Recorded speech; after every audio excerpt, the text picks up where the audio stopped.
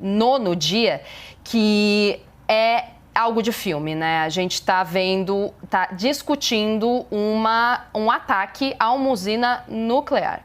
E a gente vê uma usina nuclear pegando fogo após ataque russo. A gente vê também conversas nas outras semanas anteriores de possíveis guerras nucleares, assim, com armamento nuclear, não só a geração de energia desse tipo. A gente está mostrando ainda as imagens para vocês. São imagens que assustam.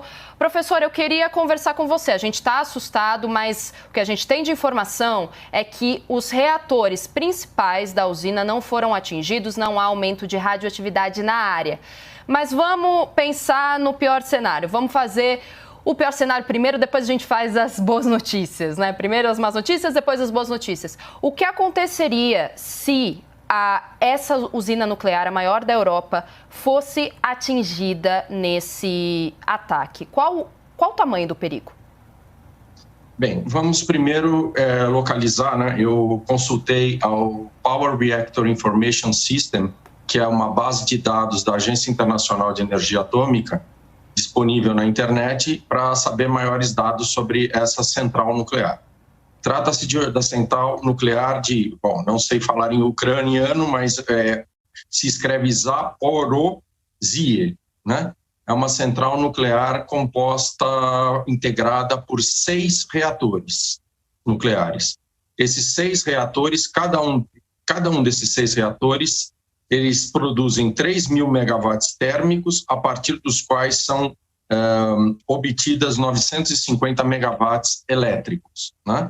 Então, é uma central nuclear com 6 reatores. O primeiro deles foi inaugurado em 1984 e o sexto e último deles em 1995.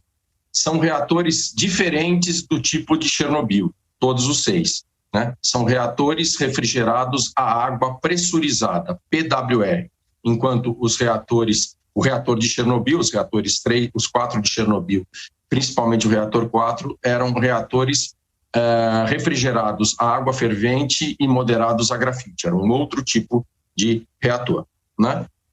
Bem, o que acontece? O que aconteceria qual o acidente mais grave nesse caso? O acidente mais grave nesse caso seria algum tipo de ação que causasse dano às usinas de modo a expor o cerne do reator. O que é o cerne do reator? É onde se encontram os elementos combustíveis, ou seja, o combustível nuclear da usina, no qual estão acumulados radionuclídeos, principalmente produtos de fissão do urânio e depois do plutônio. E esses produtos de fissão, se o dano for muito severo, podem vir a escapar para o meio ambiente, né? E isso é tudo que não se deseja que ocorra, né? No caso da usina de Chernobyl, isso ocorreu, né, na central nuclear, no reator 4 da central nuclear de Chernobyl, em 26 de abril de 1986, e em 11 de março de 2011, em Fukushima, aconteceu isso também em 4 dos 6 reatores nucleares daquela central, né? Então, o que acontece? A ideia é que nunca em um reator nuclear se deva permitir que esse vazamento ocorra para o meio ambiente. Caso contrário, as consequências são muito graves. Por quê? Porque muitos desses radionuclídeos têm meia-vida, ou seja, o tempo necessário a que esses radionuclídeos decaiam a sua atividade à metade, relativamente longa, e alguns deles têm grande facilidade de se integrar ao meio ambiente e a sistemas biológicos, tipo os isótopos de césio, radioativos, os isótopos de iodo radioativos e os isótopos de estrôncio radioativos, por exemplo, dentre outros. Então, a ideia... Perdão, pode continuar. Então, essa é a questão. Tem que se evitar que isso aconteça, né? Felizmente, as notícias dão conta de que, as mais recentes, dão conta de que os níveis de atividade não sofreram um aumento.